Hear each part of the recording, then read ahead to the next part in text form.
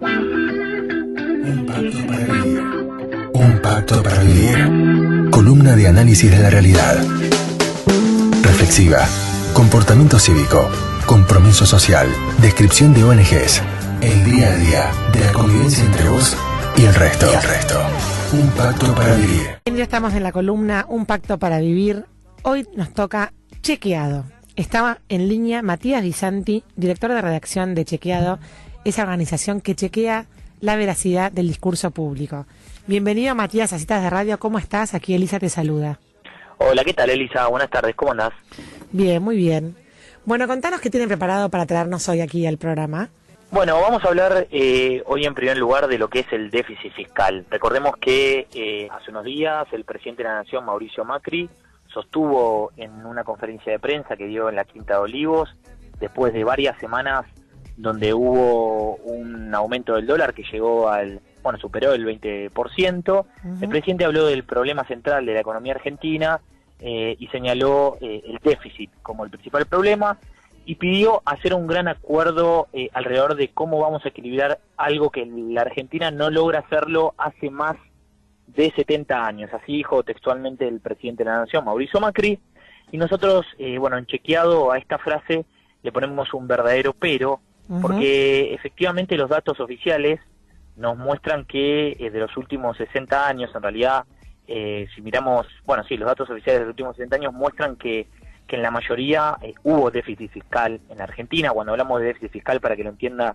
la audiencia, estamos hablando de una situación económica en la cual en un año un gobierno gasta más de lo que le ingresa, de eso hablamos cuando hablamos de déficit fiscal, y efectivamente es como dijo el presidente de la Nación, pero el pero de esta frase tiene que ver con que este indicador, ya sea con la vieja metodología para calcular el déficit fiscal financiero, que incluye, además de la diferencia entre los ingresos y los gastos, los intereses de deuda que paga el gobierno nacional, ya sea con la vieja metodología o con una nueva metodología que han implementado Alfonso Prat-Gay cuando asumió como ministro de Hacienda y luego que también fue modificada por el ministro Nicolás Dujovne.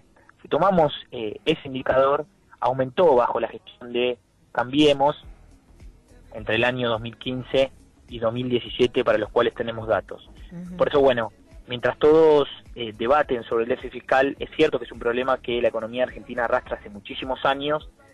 Tuvimos momentos de superávit fiscal en la década anterior, pero ya en los últimos años de la gestión anterior de Cristina Fernández de Kirchner, el déficit empezó a empeorar y se profundizó en los 2 años de Cambiemos en el gobierno nacional.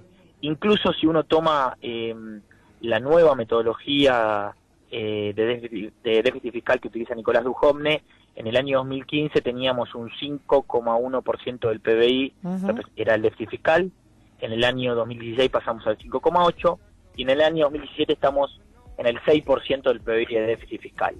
Es un indicador muy importante porque en el marco de las negociaciones que está llevando adelante el Ministerio de Hacienda con el Fondo Monetario Internacional, es una de las condicionalidades que va a tomar el fondo para tener en cuenta a la hora de darle un acuerdo o darle un préstamo preventivo a la Argentina. Y recordemos que el Fondo Monetario no solo observa el déficit fiscal primario, que no contabiliza los intereses de deuda, sino que también mira y analiza el déficit fiscal financiero, que contabiliza los intereses de la deuda argentina. Bien, clarísimo. Y teníamos algo más, ¿no?, para repasar en la columna de hoy.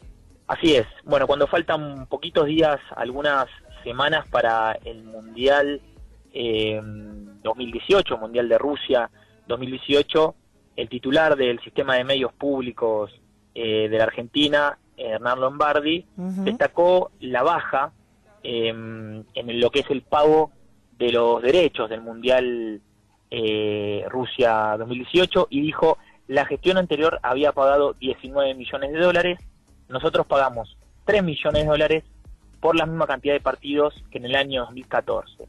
Y en este caso, a este funcionario que tiene rango de ministro, Hernán Lombardi, le ponemos un engañoso, porque la gestión anterior pagó 19 millones de dólares por el Mundial de Brasil, y es cierto que el acuerdo actual que ha firmado la televisión pública con una empresa de torneos, estipula un pago con fondos públicos por $3 millones y luego también le cede $5 millones el Estado a esta empresa en espacios publicitarios.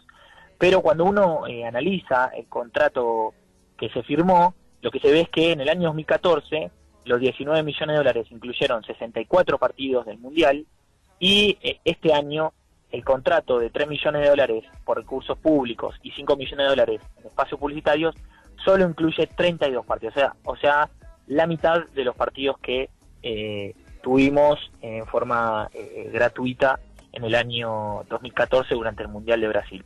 Por eso el engañoso. Hay algo de lo que plantea Lombardi que es cierto, que tiene que ver con el monto, pero da a entender algo que no es cierto, que es que se paga mucho menos por la misma cantidad de partidos, cuando en realidad se paga menos por la mitad de los partidos que se transmitieron en el año 2014. Por eso un engañoso para Hernán Lombardi sobre el Mundial de Rusia 2018. Clarísimo. Bueno, qué importante está nada más a ustedes, Matías, porque la verdad que uno escucha las cifras, ¿viste? Y no tenés como un modo de, bueno, justamente hacer un chequeo automático de los que se dicen, ¿no? Entonces, ahí va la confianza en que a veces está tan minada en lo que nuestros políticos nos dicen, ¿no?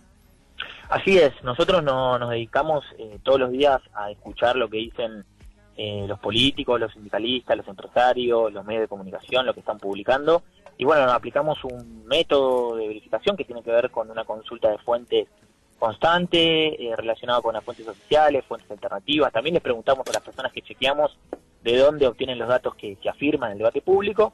Y bueno, después de calificar, que es lo que comentamos acá en esta columna, también lo que hacemos es abrir los datos para que todos los lectores puedan tener acceso a la misma información que tuvimos nosotros antes de publicar el artículo periodístico. Perfecto, clarísimo. Bueno, Matías, muchísimas gracias. Nos reencontramos nuevamente en 15 días aquí en la columna Un Pacto para Vivir. Así es. Un saludo a todos por allá, así que nos volvemos a encontrar en 15 días. Adiós.